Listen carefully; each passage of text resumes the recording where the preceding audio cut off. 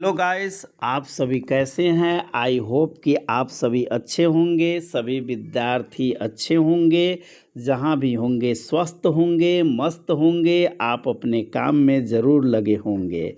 चलिए, आज का मैंने वीडियो बनाया है हिंदी व्याकरण कक्षा 5वीं से मध्यवर्ती कक्षा तक अर्थात 12वीं क्लास तक, जो बहुत ही इम्पोर्टेंट है, महत्वपूर्ण है।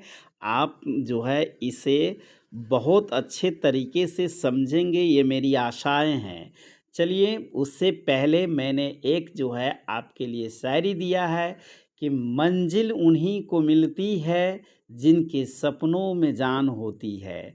मंजिल उन्हीं को मिलती है जिनके सपनों में जान होती है।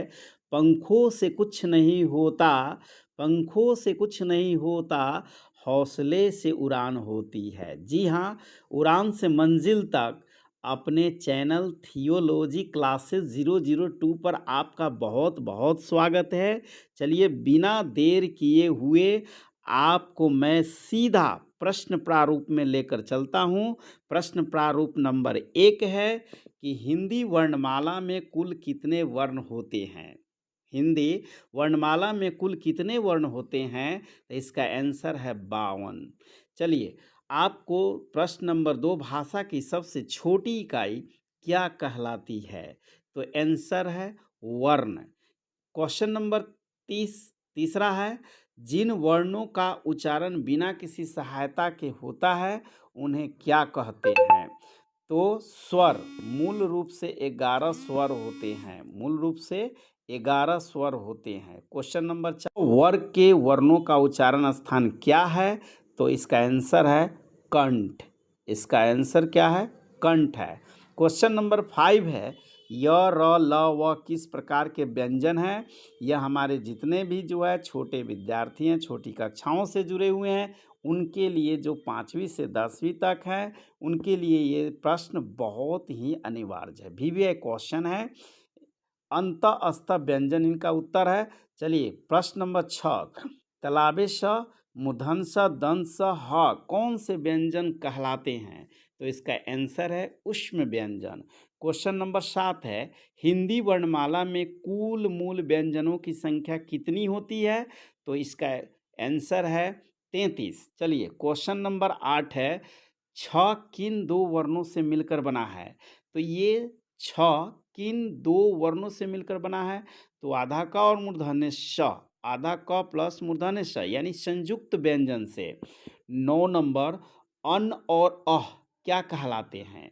तो इसका आंसर है अयोगवाह कहलाते हैं। चलिए, 10 नंबर, जिन वर्णों के उच्चारण में कम मात्रा में श्वास निकलती है उन्हें क्या कहलाते हैं? तो इसका आंसर है अल्प प्राण। हिंदी किस भाषा परिवार की भाषा है? तो हमारे भाइयों के लिए जो प्रतियोगी परीक्षा में काफ़ी दिनों से लगे हुए हैं, तो इसे ज़रूर नोटेट कर लीजिए। ये प्रश्न पूछे गए हैं। ये आंसर भारतीय यानी इंडो यूरोपियन। चलिए, 12 नंबर में है कि हिंदी भाषा का विकास क्रम क्या है? तो ये भी बहुत इम्पोर्टेंट है हमारे प्रतियोगी भाइयों के लिए। जो भाई अभी जो है लगे हुए हैं, तो ज़रूर इन्हें नोटेट कर लीजिए। इसका आंसर है संस्कृत, प्राकृत, अपभ्रंश, अवट और हिंदी। चलिए, क्वेश्चन नंबर 13, हिंदी की उत्पत्ति किस भाषा से मानी जाती है? तो इसका आंसर है अपभ्रंश भाषा से। क्वेश्चन नंबर 14, हिंदी शब्द की उत्पत्ति मुख्यतः किन भाषाओं से हुई है? यानी कि बिल्कुल ये आपका वीवीआई क्वेश्चन है, जो 5वीं से इंटरमीडिएट तक विद्यार्थी हैं और जो हमारे जो है भाई प्रतियोगी परीक्षा तैयारी कर रहे हैं, तो ये ज़रूर नोटेट कर लीजिए कि फारसी आदि भाषाओं से इसका आंसर है। 15 नंबर, हिंदी को भारत की राजभाषा के रूप में कब स्वीकार किया गया? तो इसका आंसर है 14 सितंबर 1949 को। चलिए, अगला क्वेश्चन है, भारतीय संविधान के किस अनुच्छेद में हिंदी को राजभाषा घोषित किया गया? तो ये भी बहुत इंपॉर्टेंट क्वेश्चन है, जो कॉम्पिटिटिव बैच के हमारे भाई हैं, सभी भाई नोटेट कर लीजिए, और इसका अनुच्छेद 343 है।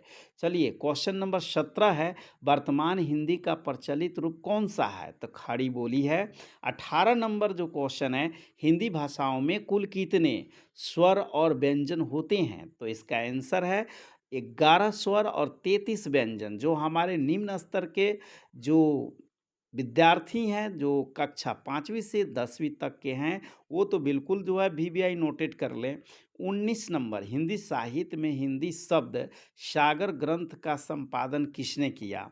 तो इसका आंसर है आचार्य रामचंद्र शुक्ल ने।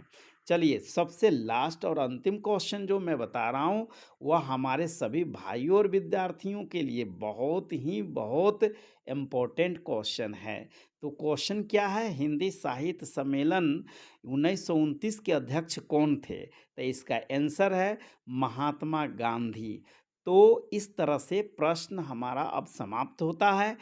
और आप इस चैनल पर अभी नए हैं तो लाइक कर ले, सब्सक्राइब कर ले, और आप इस तरह मुझे जो है ढेर सारा प्यार देते रहिए।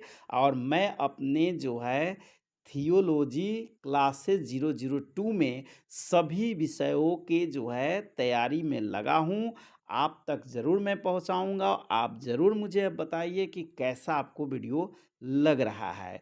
तो मुझे आशा है कि आपको अच्छा लगता होगा, और इसके लिए मुझे बहुत बहुत ढेर सारा प्यार दीजिए। धन्यवाद।